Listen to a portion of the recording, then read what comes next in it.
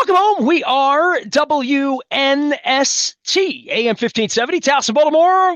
We are Baltimore Positive, positively getting you through the winter doldrums here and coaching search for the Ravens. We're going to be doing a Cup of Soup or Bowl as part of our Maryland Crab Cake Tour, beginning on the 2nd of February at Fadley's downtown. The Fishmonger's daughter's not open yet, but I'll be there soon. We'll have scratch-offs in the Maryland Lottery to give away candy cane cash. These are like $3 tickets, so they had a $100 winner it cost this last time I gave these away before the holidays. So it's been a little bit of a quiet month here in regard to crab cakes, a loud month for coaching searches and Steve Bisciotti coming out, and obviously a big football month. Luke Jones joins us now. We discussed divisional round. We discussed injuries. We have AFC championship games, but obviously the story around here is, who are they going to bring in first? Who's the first person to bring that? Because it'll be a big deal, whomever they bring in here first, second, third, fourth. There's going to be 4 or 5 candidates, according to Bisciotti last week.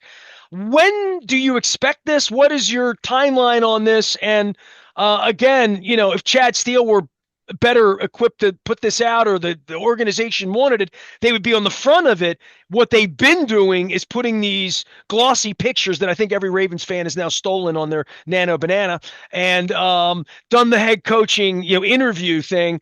They've interviewed a lot of people, and it's a lot of different kind of people. And to our point all along, they're picking the brains of the best brains in football and being transparent in the aftermath as much as agents and all of this stuff is going on. But dude's first time in 18 years. I don't even understand the process of how Steve Bisciotti's really going to do that this time around. And then there's Lamar's involvement too, which was brought up last week. Yeah, and we're still going to find out how exactly that's going to work, whether Lamar will take part in it, and to just see how it goes. I mean, they've through Sunday, and they even had some interviews over the weekend that they put out there via social media. 15 candidates. We know that Kevin Stefanski is the head coach in Atlanta, so you can cross him off the list. I very much thought he was in play to get a second interview, but I think also probably apparent that they weren't necessarily making it clear to him that, like, oh, he's our top guy. Because I think if that were the case, not that you would have hired him already, but probably would have put it out there behind closed channels that, hey, don't accept the job just yet. We really, really, really like you, right? So I think Stefanski is someone who had some supporters in the building, but hey, he got an offer elsewhere, and there's 32 jobs, right? Like, the Browns are already into second interviews. The Titans are bringing people back. So there is a little bit of that. And I don't know if the Ravens identify who their person is and they're going to lose their person, to your point. Hey, we'll pay you more. We'll give you more of this. We'll get, stick around and wait. But that is part of these 4 teams all having candidates. All of these teams have real candidates in the job marketplace right now. Well, and that's why, and I even wrote this last week, and lots of people were writing this. Yeah, within reason, the Ravens kind of sort of have their pick, right? At least in terms of perception with most of the candidates that are out there. The idea that Baltimore is considered a good organization, the idea that they've won, the idea that they have a 2-time MVP at quarterback. I mean, all those different things. At the same time, if you wait too long, candidates get nervous. There are only so many chairs. Think of it as a game of musical chairs, right? You don't want to be left standing without a chair to sit in. So in the case of Stefanski, I mean, Atlanta stepped up. They really wanted him. And I think even trying to look at the 9 jobs that were originally out there, and now it's down to 7 openings because Harbaugh officially official to the Giants, and Stefanski in Atlanta. Atlanta was perceived to be better than some of the other jobs in terms of the talent on the roster. Michael Penix and Kirk Cousins. I mean, there's something there. You don't know exactly what it's going to look like, but it's not the same as a team that has nothing at quarterback or no one interesting at quarterback. I thought the Matt Ryan thing's interesting for that organization and where they are. That's good for them. That's good for them. Matt Ryan shines them up a little bit to me. Yeah. I mean, time will tell whether he can actually do the job, but perception-wise, sure, no question. In the same way that the Ravens have things going for them right now that, hey, you have Lamar Jackson. Now, if they hire the wrong guy and he doesn't get along with Lamar and like all of that, then that's a different story 2 years from I now. don't think Joe Flacco is going But to come back and be Steve Bisciotti's president of anything. yeah, probably not. And I don't think Lamar Jackson will do that either. I think those guys would, when they're done playing, they'll be just doing their own thing. They'll show up every now and then, but certainly not working in a everyday football capacity. I wouldn't think. But yeah, it is interesting to kind of look at this because you kind of go through the candidates right now. Vance Joseph was one of the earliest candidates the Ravens talked to. Denver's in the AFC Championship game. You can't talk to him till next week. Same thing with Davis Webb, their pass game coordinator, their quarterbacks coach, who By the way, Davis Webb, he could be the biggest star of the whole is week, interesting. right? Like, Yeah, like with the Stidham situation, he sure. becomes a superstar if they figure out how to win the AFC Championship game this week with a backup quarterback. And I'm glad you brought that up because that's one dynamic. And I'm not suggesting that you're saying this, but I do have to laugh a little bit at some of and let me be clear. I think this happens everywhere. This isn't just Ravens fan. This is just fans in general when you're trying to size up your candidates, so to speak. Robert Saleh has been talked about a lot. I think Robert Saleh is a candidate that if he's interviewed here, coming into Baltimore and interviewing in person, and he's one of their 5 finalists, would not surprise me whatsoever. In fact, he'd probably be on my list. That said, you look at the perception of the 49ers after the way they were flattened on Saturday night. It is funny to see some of the reaction, how fans are like, oh, I don't want that guy. But then on the flip side, Chris Shula, and the Rams defensive coordinator, does a good job against the Bears, I guess, albeit other than the fourth down touchdown play.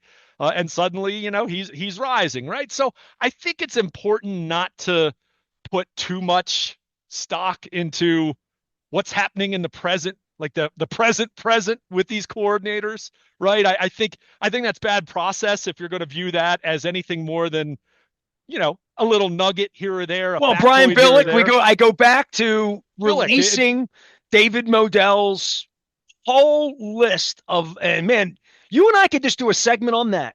Literally what Brian got hired on, all the talking points. It's all up on my LinkedIn. It's up on Facebook. It's up at WNST as part of the Steve Bisciotti letter I wrote 2 weeks ago. Although I actually found the sheet of paper today. I should hold the sheet of paper up because it's all wrinkled and stuff because it was in my Purple Rain notes. But the backgrounds of these people I'm finding interesting when, like, I didn't know anything about Davis Webb other than I sort of remember him as a player, like I remember him, right? And here's a profile of a guy, and they're playing this week, and he's the toast of the world this week, right? He's got a backup quarterback. He's trying to figure out. Sean Payton's trying to figure this out, but you know whose job it is to figure it out? Sean's saying to Davis Webb, you figure it out. You help me figure this out. We got to win a game this week, right? Yeah. He 6-year NFL career, 3rd-round draft pick. So he was thought to be a smart guy that was going to hold a clipboard, right? For the Giants, he was the 2017 draft. So we're going back. He's Lamar's age, dude. He's 2 years older than Lamar. Spent time with the Giants and the Jets and the Bills. So he's been in Giants, Jets, and Bills camp. So he's been with McDermott. He's been with Josh Allen in the early part, 2020, 21. Since he joined the club, Denver's ranked in the top 10 in interceptions, touchdowns, oversaw the development of Bo Nix. So he is the Bo Nix whisperer. But here's where I found it to be interesting. Bachelor's degree from Texas Tech. He's a Texas guy. Got a master's degree. You ever get a master's degree, Luke? Nope. Why did you not get a master's degree? Because I left teaching. You know why I didn't get a master's degree? It's really hard to do. Yeah. Everybody I've ever known that's got a master's degree had to sort of drop everything else to get a master's degree, right? He's got a master's degree in public health from Cal Berkeley. So I look at this guy and I'm like, okay, what do we know? The CEO part of the student part of the teaching part of the, hey, I was a quarterback. I was a really good quarterback. I got drafted in the 3rd round. It's a pretty good quarterback. So like, I don't know, but that was a different kind of suit for me than special teams coach CEO. That's quarterback whisperer CEO, going to be a coach in the league. Can he be a coach now? Can we bring him in? Who's his coordinators? He going to bring Jim Schwartz in to run our defense? Going to bring, I don't know, some guy he whispers along with. And then there's the Clint Kubiaks and the other young quarterback whisperers, in addition to the defensive guys who've failed or learned lessons like Robert Saleh. Completely different kind of hires as I see it. And they're both probably going to be in the building in the next week or two, I would think. I would think. Yeah. I want to go back to something that you just said, and it's gained a lot of traction, obviously, right? In terms of what you're looking for, in terms of what John Harbaugh was, right? The perception of being the CEO coach. Now, I've gone on the record as saying my preference in a vacuum would be an offensive minded coach in the Sean McVay, Kyle Shanahan, Andy Reid light that you then marry in lockstep with your quarterback. No matter what happens with your offensive coordinator, whether he's the play caller or not, whether he goes and gets another job or not, that head coach is going to be in place with your quarterback. He's not going anywhere. So I've valued that more in a vacuum, understanding, however, that like this idea of a CEO coach has almost become like a four-letter word as it pertains to Ravens fans' perception right now. And I understand that, right? I understand that the idea is you're not just hiring someone that's going to be exactly like John Harbaugh, right? Or you would have just kept John Harbaugh. However, this is the part of it that for me is so difficult to handicap because that part of the job still does exist, right? You're not bringing in someone that only is working with Lamar Jackson, only is working with the offense, only is working with the defense. You know, the idea I'm fine with an X's and O's coach that someone is going to call plays on their side of the ball. I'm not opposed to that. Let me be clear. However, that's not to completely diminish those other things that a head coach must do if he's going to be successful, if his team is going to be successful. So that to me is where it's so difficult. That's why I was kind of, I talked about it, and I said it in jest, but you had a lot of Ravens fans who say, oh, well, we don't want to hire Robert Saleh. The 49ers, their defense stunk on Saturday night, right? Or, man, I just moved Chris Shula to the top of the list because did you see what the Rams did in overtime against the Bears and turning over Caleb Williams 3 times? No, you can't. Like, you can't By be the way, that. Nate Shieldhouse, throw him in with the Rams Absolutely. too. I'm And fascinated with Nate Shieldhouse. well, I tell you what, they But, are too. And he but is very young looking and like all of that stuff. But I tell you what, there's another guy, bachelor's degree in communication. Maybe you could put Chad Steele out of business and bring back the Brian Billick days, and a master's in sports management, right? Big Ten Medal of Honor, four-time academic, all Big Ten honoree, right? So he was a quarterback for Illinois, right? So, and young, and like all of that thing that would be different. And Steve could say, I've got my coach for the next 10 years. We hope that would be the all in because he hasn't done it.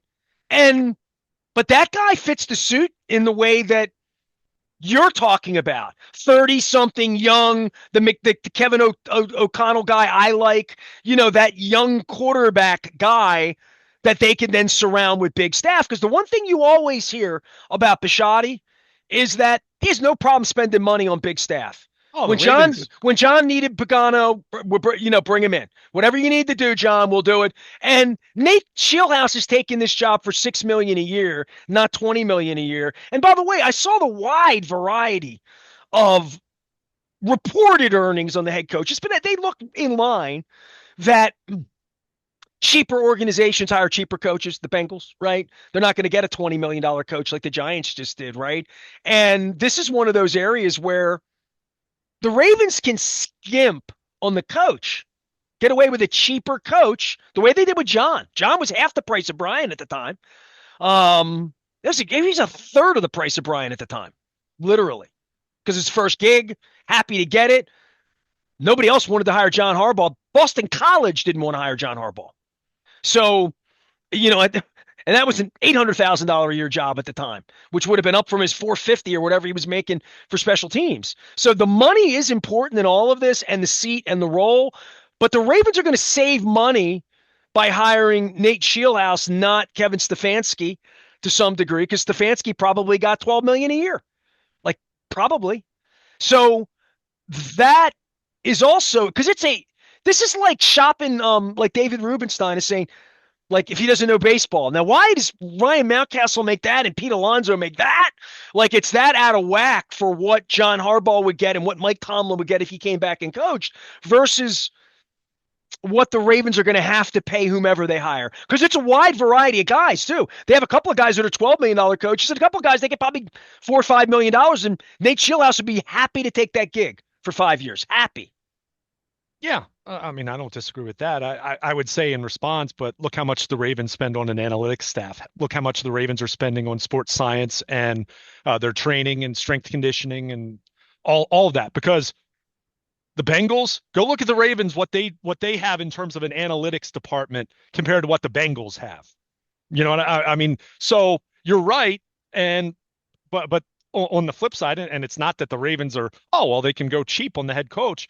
It'd be okay. No, we might do that because it's an entry level head coach, but we're also going to be paying our coordinators more than most teams do in the league. That would be my point. My Yeah, point would be exactly. like Nate Exactly. Shieldhouse, we'll pay you 8. Jim Schwartz is going to be your Sure, defensive coordinator but because he wants to come home, and we're going to pay him 6. And that's the way Steve's going to say we're getting a young coach. I'm going to be involved in the coordinators because Steve's going to be able to pull that back because that's what he couldn't get back from John, and that's what John demanded with the Giants. Held out for a day and a half because he didn't want to hear from Joe Shine. He's like, no. I'm picking the coaches. I'm picking stuff. I want the structure I had in Baltimore. That worked for me. And the Giants are like, well, we don't, not the way we do. The Mara family doesn't do business that way.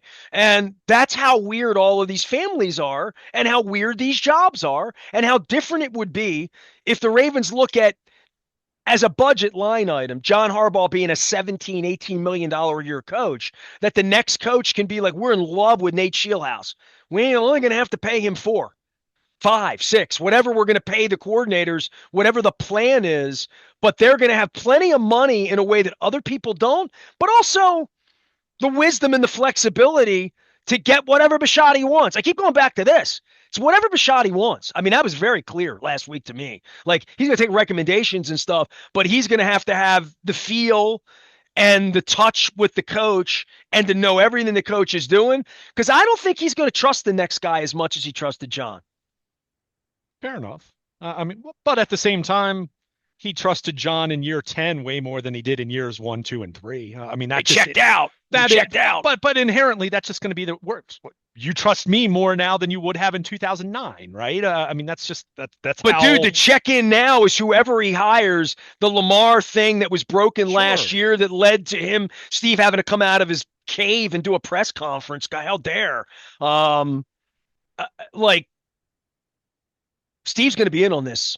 And anybody that says he's not, and I'm checked out, and I'm just checking it, I'm not in on the Zooms. I've had people, somebody wrote to me over the weekend that Steve Bisciotti has watched those Zooms 5 times of all of those coaches already. Like he wasn't in on it, but somebody said to me he's watched them 5 times because he's pissed off. He's back out of his cocoon. Making money's not really the gig for him. Spending money, whatever. He doesn't like the pie in his face of having to fire the coach on the phone and have me question his intelligence and his awesomeness, his greatness. Yeah, well, and you know, when you and I kind of debated that, and not so much that I was saying this, it was a genuine question. I was questioning for these first round of interviews, right? Where they're mainly, most of them were video. Not all of them were anyone who's available. Like, for example, Mike McDaniel did it in person because he's no longer the head coach of the Miami Dolphins. Guys that aren't under contract could come in and do it in person. But, you know, the question I had for you, but it was more so a rhetorical question, was how many owners around the league are sitting in and participating in the first round interviews? And, you know, to the point that you just made, yeah, when these are video calls and there's a copy of it, you can sit there and watch and you can get feedback and you can see it. And part of that is also, guess what he's also doing there? He might not say it and he might not consciously be doing it. It might not be he's evaluating his own people by the questions they're asking and what they're looking for, right? I mean, that's not that means like Eric's under fire per se, but how is Eric, you know, he's evaluating, how is Eric doing? heading up, being the guy in charge, the point person of these first round interviews, right? Because Eric wasn't doing that the first time around, right? Or not the first time around, but with John, right? I mean, Eric was not as high in the pecking order at that point in time. So, the whole process is fascinating.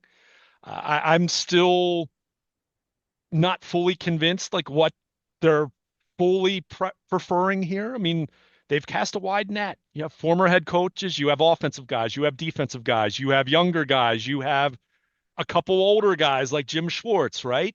I do think of the 15 names that are out there that they have quote officially interviewed. And keep in mind, there could always be the proverbial mystery candidate, right? You never quite know. They bringing Bill Cowher back? Probably not him. I don't think Bill Belichick, but but the idea with some of these names, some of these guys, they probably have no interest in hiring as a head coach, but they might say, you know what, that guy as an offensive coordinator um, might fit perfectly with this head coach, or that guy as the defensive coordinator could be a really nice fit. In fact, if you look, I believe Davis Webb was I want to say he was at Texas Tech. Cliff Kingsbury was his head coach there. So maybe if Cliff Kingsbury's your guy, Davis Webb might be his offensive coordinator, right? I mean, you never, and that would be a promotion for him. So a lot of this, it's a puzzle, right? I mean, yes, you want to identify the best head coach, the guy that you have the most conviction about. However, one of the first questions they're asked, who would be your offensive coordinator? Who would be your defensive coordinator? Who are your other assistants that you think would be a major part of what your staff is going to stand for and how you're going to execute and get the best out of the defensive side of the ball, the offensive side of the ball? Yes, the quarterback, of course. And you kind of go through that. I mean, you might have a guy that in a vacuum is a great candidate in terms of interpersonal skills, the idea that he's an X's and O's expert on his side of the ball, might have the CEO qualities that are endearing. But you know what? He hasn't been at it long enough and he hasn't networked as well as some of the guys that have been at it for a longer period of time, that he might not have the coaching network that you're comfortable with, right? And that might be the difference between hiring that guy to be your head coach, or he's an excellent defensive coordinator candidate or an excellent OC candidate, right? So, I mean, there's a lot to it that as outsiders, whether we're talking media or astute fans, right? I mean, there are plenty of fans that I've seen talk on social media and make some really good points about some of these guys, whether it's something that you'd say is a point for someone or something that you'd say might disqualify someone. I mean, but all of these perspectives are still going to be limited in scope until you're actually sitting down with that person and you're talking to them in a different context. And that's why I said, as much as, yes, I subscribe and I agree with so many who talk about wanting a more X's and O's minded head coach, the CEO part is still part of that job. You still have to manage the entire 53-man roster. You have to manage a coaching staff. Coaches have egos too, right? I mean, big part, and I'm sure this happened. And opinions. Yeah. A lot of opinions. And I'm sure this happened inside the building with the Ravens. In fact, go back to bye week. I can remember, during the bye, and that was what, week 7, right? They were 1-5 at that point in time. Go back and look at some of the comments, and I'm just using these guys as examples. This is not me accusing them of being this way, but you could go look at a couple comments that T. Martin made, quarterback's coach, or George Warhop made, the offensive line coach. And if you wanted to, you could interpret that as a subtle disagreement with Todd Monken's offense in some shape or form. My point in saying that is not that those guys are malcontents or anything like that. I'm not at all suggesting that. Point is, when things start going bad, everyone gets in CYA mode. Everyone, coaches and players, right? Well, they all got fired in the end. Right, 12 weeks later, they all got fired. Exactly. But and they knew at 1-5 they were in trouble. All of them. And one of the, I don't think we said this specifically, but I lumped this in my 12 Ravens thoughts coming out of last week's press conference. Man, if there was something that was abundantly clear as it pertained to their assistant coaches, it was George Warhop's not going to be back because of the way that Steve, when Eric was talking about the O-line and Steve interjected talking about the coaching there, man, That was the safest bet you could make, is that George Warhop is not going to be retained to be the Ravens offensive line coach. I think that's evident there. And I'm not trying to pick on him. I mean, most are maybe one or two or maybe three assistants out of their entire staff might have a chance to be back, right? I mean, maybe Randy Brown stays because they say, well, Jordan Stout had an all-pro year and Tyler Loop's going to be in his second year. But he Maybe was John's best pal, right? no, I understand, but I'm just saying, maybe he stays if he's under contract, or maybe he joins John in New York, right? I mean, who knows, right? But I just thought there was an example right there of when Bisciotti, I mean, he didn't name Warhop, he didn't call him out individually, but when he chimed in about the coaching, when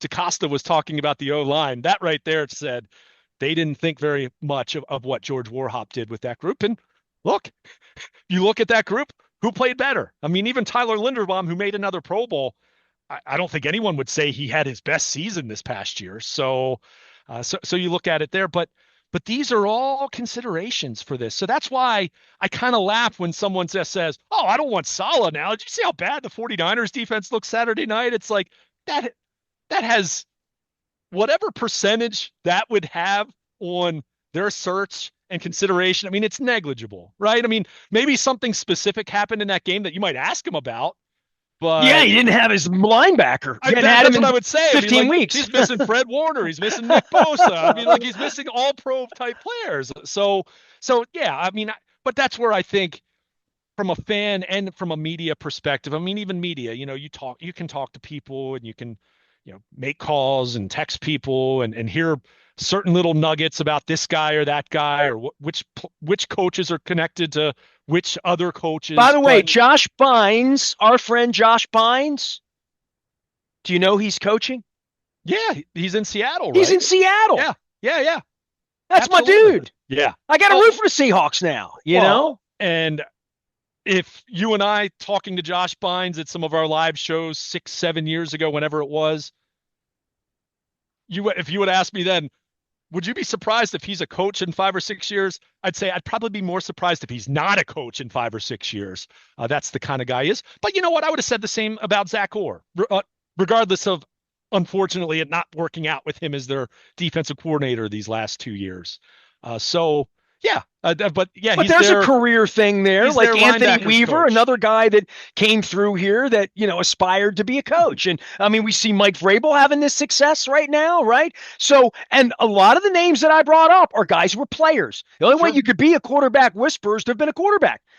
All these guys, Kingsbury down. I mean, even guys he recruited, right, are in the hopper now. That pathway is different than how much do you love the game? Like, does Lamar love the game enough to be a coach? Maybe, maybe not.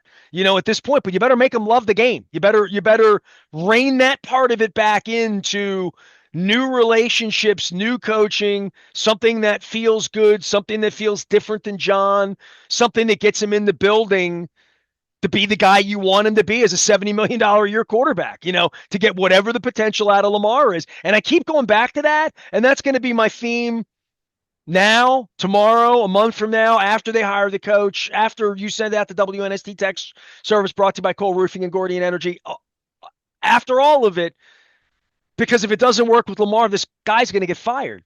He's not going to survive Lamar to pick 8th in the draft 2 years from now with Eric, because Eric loves him so much and Steve loves him so much. I don't think a coach can survive this without Lamar doing great things soon. That's a totally different job than the one David Modell put in front of Billick, and totally different job than the one that Steve Bisciotti put in front of John 18 years ago. They didn't have a franchise quarterback either of those times, right? I mean, Brian came in and Scott Mitchell was his first quarterback. John came in and, okay, they drafted Joe Flacco 2 months later, or 2.5, 3 months later, but they didn't know that at the time. In fact, their objective at that point in time was, what in the world can we do to draft Matt Ryan? Knowing that they were drafting, 8th that year or whatever it was, and knowing that Matt Ryan wasn't going to last, wasn't going to be on the board at that point in time. So, yeah, this is a different animal. It's why the Ravens are perceived as having the best job, because the opportunity speaks for itself. But yeah, you're right. And it's not just Lamar, it's everyone. It's Kyle Hamilton, it's Roquan Smith, it's Ronnie Stanley. Go down the list of all the guys that, and It's not to suggest any of these guys quit or any of these guys were malcontents or any of these guys were not giving it their all or anything like that. But everyone was worn down this year. Everyone was tired, right? It goes back to that theme of like, it's not that John Harbaugh became a moron or anything like that, but it had kind of run its course. And you get to the point and you go back to Brian Billick citing Bill Walsh and talking about the idea of a shelf life, a head coach, 8, 9, 10 years. Maybe it's a little different now because rosters churn more rapidly than they did back then. But the idea that it was time, and now whoever you're going to hire, you want to rejuvenate everyone. You want to get everyone back to running through walls for one another and all that. And again, it's not to say they weren't trying, but you want everyone to believe, right? Get back to Well, look at what happened in Chicago this year. They believed. Look at Dan Campbell, had the worst entry press conference ever and got the city to believe, right? Sirianni had a bad opening press conference too. And I mean, they still want to run him out of town, and he's been to 2 Super Bowls. Yeah, as much as you're down on Zach Taylor, they've made a lot of money in Cincinnati that they didn't make on the back end of the Super Bowl because he came in and took them to a Super Bowl and got people believing again, right? So I in any of these markets, especially where they're not selling tickets or they're not the toast of the town. Jacksonville had their minute this year, right? Where they're sort of back where they need to be. The Jim Irsay's daughters are running the Colts now and trying to figure that out. Bears are getting a stadium. Chiefs are getting a stadium. So some of these organizations, the stadium and the money and all of that.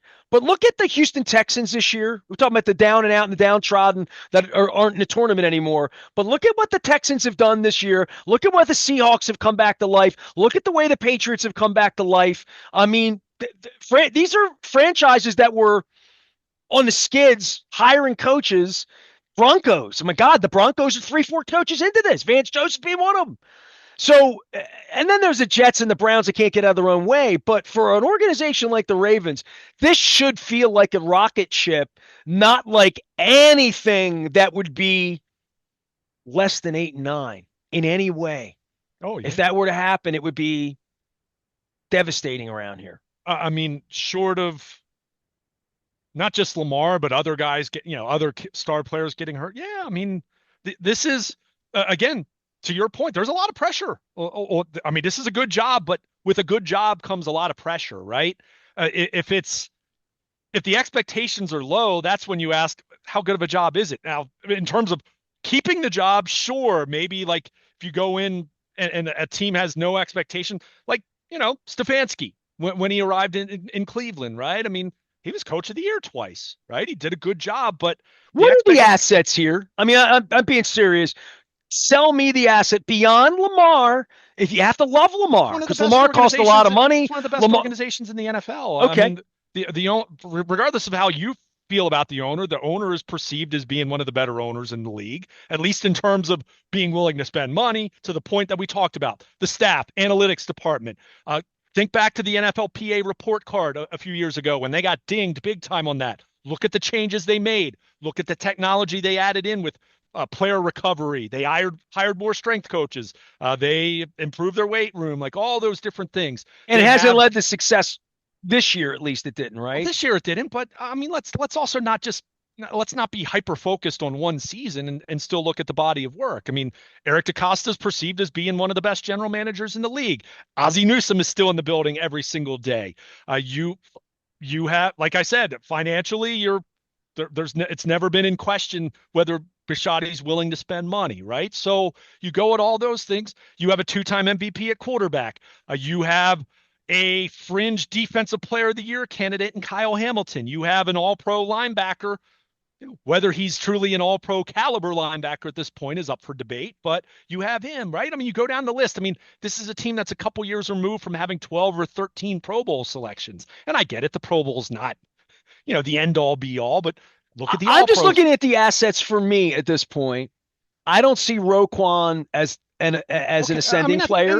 Marlon Humphrey's done.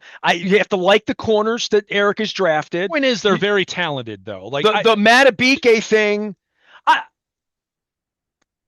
You think they have 13-win talent after watching what they did last? See, I don't. I think that they're Well, mediocre then that might be with. a question. Then you should be saying, why are they firing John Harbaugh then, if that's the case? I mean, if you don't think they were that talented, now let me pump the I brakes a think little bit. overrated would be where I would have 8 and 9, having looked at Mark Well, Andrews, the but what? Wait a Bateman, the wait a players second. that. Go ahead. Aren't we talking? But isn't this in relation to the other job openings right now? Or are we talking about the 32 teams? Because not 32 No, no, no, jobs no. aren't But open. there's a difference, though. Take the job in Arizona this year. You're not expected to win this year. Take the job here because you are perceived as having elite talent, 12, 13 win talent. That's the perception. I'm not buying that. I'm not buying Okay, that because I watch them play, and I'm fair. not Okay, buying that because like where is their talent then? what's on the team Labor Day? If you love Wiggins, if you love the young players, I mean, I love Hamilton and I love Lamar. And I love Zay Flowers for what he is. I think there needs to be Okay, more so place. where is their talent? I Where is their love talent then? Linderbaum, but I'm not sure about the money. I like the Travis Jones that we have that position solved. Are they a top 10 team in terms of talent? Bottom of the top 10. Okay. They're not I a mean, top 4 talent team okay, the way we would have perceived them to okay. be this time last year. So, That's so all how I'm many? saying. And the reason for that is Humphrey, Stanley, Roquan, even Derrick Henry to some degree to say another year of tread. What is it going to be next year? Pat Ricard, Mark Andrews, like playing back the greatest hits of the guys who were really great 2 or 3 years ago, 14, 15 went great 2 or 3 years ago, including Roquan, including Mark Andrews, including Marlon Humphrey. I'm looking at the next level of that. Wiggins, Starks, Okay. the young players they've drafted and say, do I love them yet? Are they Pro Bowlers next? Or are we eating off of you and me together? I'm not going to argue with you. I'm looking at it and saying, have we overrated the talent a little bit as it related to what John went through this year, but also another year? And to your point, Linderbaum, we love him, but is he a $19 million?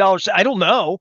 Like, that's for them to figure out. Right. I don't know that the talent here at this moment is perceived to be as great as maybe Ozzie and Eric are at picking the next group of players. I like the system and I like that we can go get some more good players. But if I have to go play with this team right here, right now, without Linder, with the salary cap issues that we have, Right. and without the Matabike question marks that Eric can't even answer questions, no pass rush, no offensive line, but go aging running back. We go on and on and on about the shortcomings.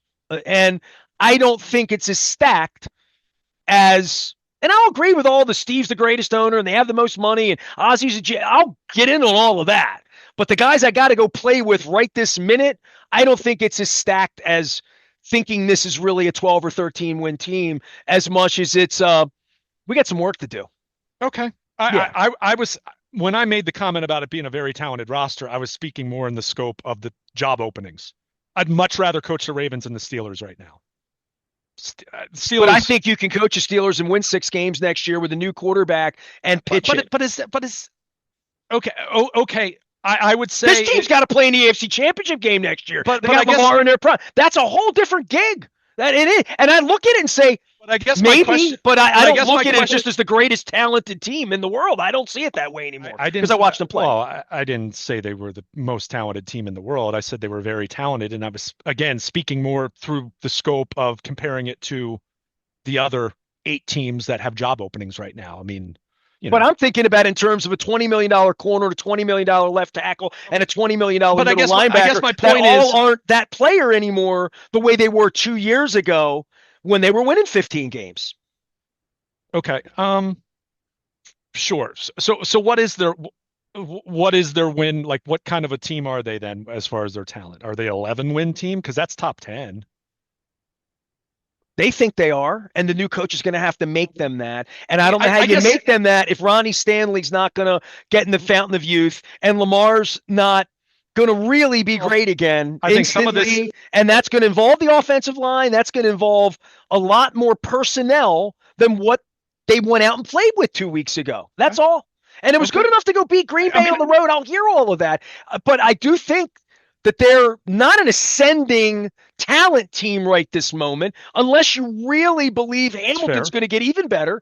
Wiggins is going to take the next step. Stark's going to take the next step. They're going to find more of that any of those guys on the offensive line, Falele, any of those guys are going to like really be on the team. Rosengarten, I'll give you him. But like, who's really going to be on the team? Not this September, next September. Because I'm signing up for that. Who are the players that are going to be on the 27 roster right now? And can I win the Super Bowl with that team right now without doing a whole lot of work? And I wouldn't be taking this job thinking it has Super Bowl 27 talent on it right now, other than you really believe it Lamar at 30 or 31 Okay. and how you're going to maneuver him at 30 or 31 that ain't going to look like John running him into the Vikings 21 times on a Thursday or a Sunday. Like that's not going to happen anymore. So Okay. I just temper the thought of I will agree with great organization, big bones, big money, all of that. But I would look at the roster and say, got a quarterback and I got a lot of expectation, but I look around the rest of the roster and I'm not seeing Okay. that team that maybe we perceived it to be last August for now. And that's fine, but I would still say it's a very talented team compared to the other job openings, and that's what I keep coming back to. And I mean, for the argument that you're making there, I would say I don't want the head coach that wants to take the easier job then. Well, John found talent on the Giants roster, right?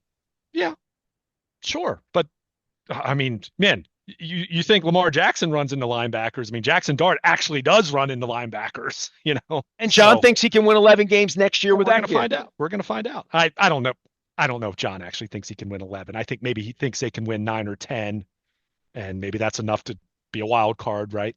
NFC East is messy right now. Even the Oh, dude, if they Eagles. make the wild card, go to San Francisco and lose 37-23, he's a hero next year. Sure, sure. But They make the the wild card but here if but the you're Jim Schwartz and you get your ass kicked because Lamar fumbles 3 times in the snow and Bemidji, doesn't matter where, you know, maybe the new coach can get away with that. You know what I mean? Maybe next year just making the playoffs feels good after we did, like, I don't Yeah, know. I do think I think you've got to reset expectations a little bit, right? I mean, This I don't, isn't that team from 3 years ago. That's my point. Roquan's no, not in his prime. Ronnie Stanley's not in his prime. They don't have those guns. You better hope that okay, Wiggins and Starks and Rosen, okay. the next group, I, becomes really good. That's all. I understand what you're saying, but I feel like you're gauging their roster against the other 31 teams, and I like we're have the exercise I thought was what's the selling point for this job, and I thought I was giving you that because it's a way more talented roster than the other job openings, beginning with having a two-time MVP at quarterback and having one of the very best defensive players in the NFL and Kyle Hamilton. I mean, you can kind of stop with those two guys, Fair enough. right? I mean, but I hear what you're saying. And look, I probably between the two of us, I probably brought up more disenchantment as far as the job Eric DeCosta did this past off season. That I probably brought that up before you did, and not to say that it's not patting myself on the back, just that Oh, dude, every I've time I put recognized something all online, along. people ask me why I'm not harder on DeCosta like he and I are Oh, and Pearl I Jam wasn't buddies saying I anymore. wasn't saying But that more so, but it was more so recognizing that, like for example, from the time that our Darius Washington got hurt in mid-May, I was saying they need to get another safety in here. And they waited until week 5. They waited until they were already why one do you and think four. that was? Who did he believe in that he shouldn't have? I think Eric, first of all, fully recognizing there is such a thing called the salary cap. And I think he valued taking a swing on Jair Alexander more. Whereas I mean, certainly in hindsight, he was wrong on this because Jair Alexander was nothing. I mean, Awuzie was a 10 times better signing for a quarter of the money. But I know from having talked to some people in the organization that there were people internally that thought they needed a safety. And, look, they got Jair. That was a splash. Louisville guy. Lamar was happy. And it didn't work out. And it was a $4 million contract. It's not like they gave him $20 million. And, let's be clear. I mean, same thing with, as terrible as the Cooper Rush edition was and the fact that Snoop Huntley was the best backup quarterback.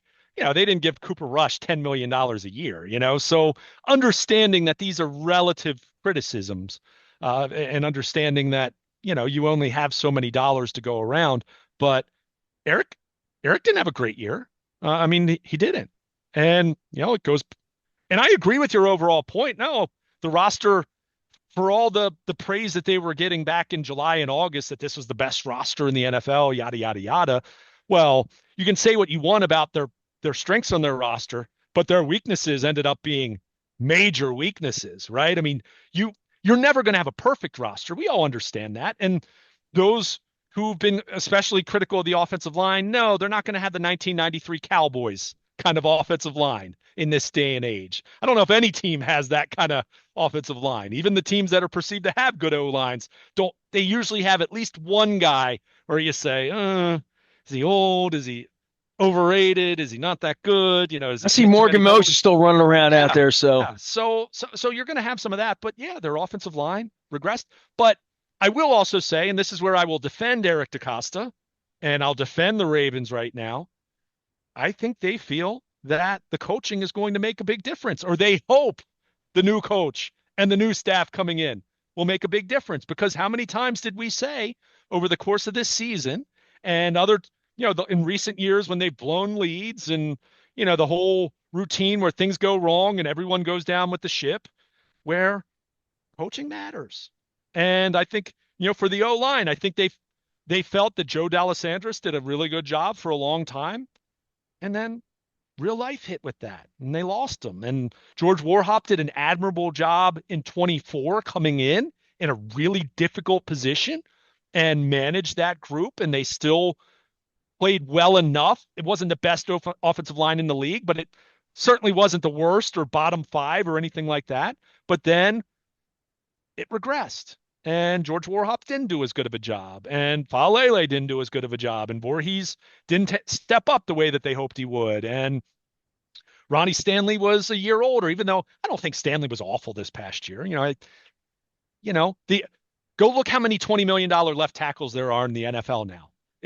It's not the same as what $20 million left tackles, what that meant 5 years ago. I mean, they're a lot, right? I mean, is Ronnie a little bit of a value concern, maybe with his injury history and age? Sure. Do I think they're going to cut him this year? No. No. Do I think he's going to be their starting left tackle next year? Yes, I absolutely do. Whether they draft, someone for the future or not, we'll see. But point is, with some of the shortcomings and some of the roster deficiencies that you just laid out, that I don't disagree with. I mean, I'm guessing if Marlon Humphrey's back, I'm guessing it's absolutely going to be on a reworked contract. He's not going to be making the money he is. I mean, heck, their solution for their third safety might be that Marlon Humphrey transitions to safety in the way that Rod Woodson did at a certain point in his career with the Ravens. But the point is that I'm trying to make here is a lot of what they laid out, when DeCosta and Bisciotti were talking about their shortcomings in 2025, yeah, they thought their coaching left something to be desired. I know that you talk to people well connected, former, people that are either former people players who or know better. I people who talked to somebody who know knows better. and flat out said, and I talked to people as well who The said first thing similar, this human said offered to me they aren't was very well coached. whom I respect. I don't know. I don't know that I respect anybody more than this Sure. human who came up to me 6 weeks ago and said their coaches aren't good enough. Yeah. And he probably said the same thing to the owner if he ever had the owner's ear. And maybe he did. So, And that's where you look at it and say, even if some of these issues weren't directly John Harbaugh's fault, it's his staff. So that's where you look at this. And that's why the networking part of whoever they hire, it's not just who they hire, it's whoever they hire who they know that can then come in and be different assistants and work out and build good rapport with players and get more out of, probably, Falele is a free agent. I'm guessing he's not going to be back. I mean, maybe not. In fact, I could see him being with the Giants, it's going to right? be interesting to But see who John loved or who his coaches loved, sure. who I mean, Eric didn't believe in. Maybe you'll figure that out pretty quickly. yeah, I mean, like someone who comes to mind right now, and I'm not saying that this is that he loves John and doesn't like Eric or doesn't like the Ravens. Like, would you at all be surprised if the Giants prioritize bringing in someone like Pat Ricard to help their running game? to block for Scatabo, and then Harbaugh's talking about this incredibly physical running game that they're going to have. Like that wouldn't surprise me. Now that said, Ricard could be back. I'm not saying that he's like that the Ravens don't value him, but the Giants might value him more now, right? That's where it's Well, going to if be you just look interesting. at how many people Joe Ortiz has taken out to Sure, LA to play for the Chargers, right? familiarity, it's a thing, right? Bias, it's a thing.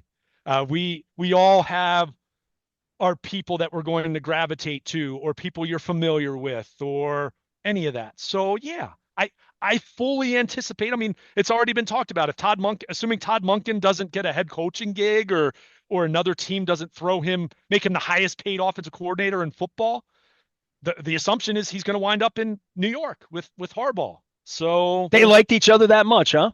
I mean, I think John looked at it through the lens of Lamar Jackson played fantastic football in Todd Monken's first 2 years. Now, we can talk about what happened in year three, and I still think a big part of it is Lamar got hurt early in the season, and I think that's still going to be the biggest factor there. But Lamar Jackson, like Todd Monken, helped take Lamar Jackson to another level. So if you're John Harbaugh and you've got Jackson Dart, who absolutely is talented. Let me be clear. I've kind of been making these comments about him running in the linebackers in jest. I think Jackson Dart's talented. I think he's got a chance to be a good quarterback.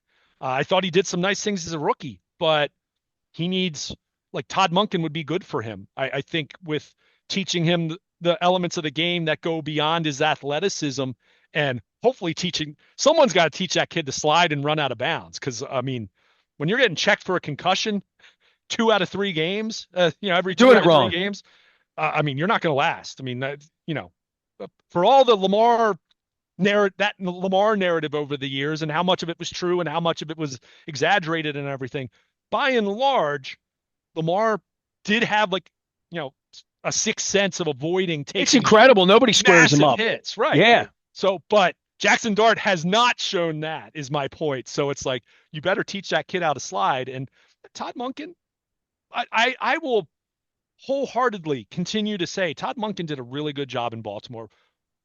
2025 was failure across the board, right? Everyone failed to some degree. But I guess other than the punter, right? Jordan Stout was an all-pro, and a couple other guys.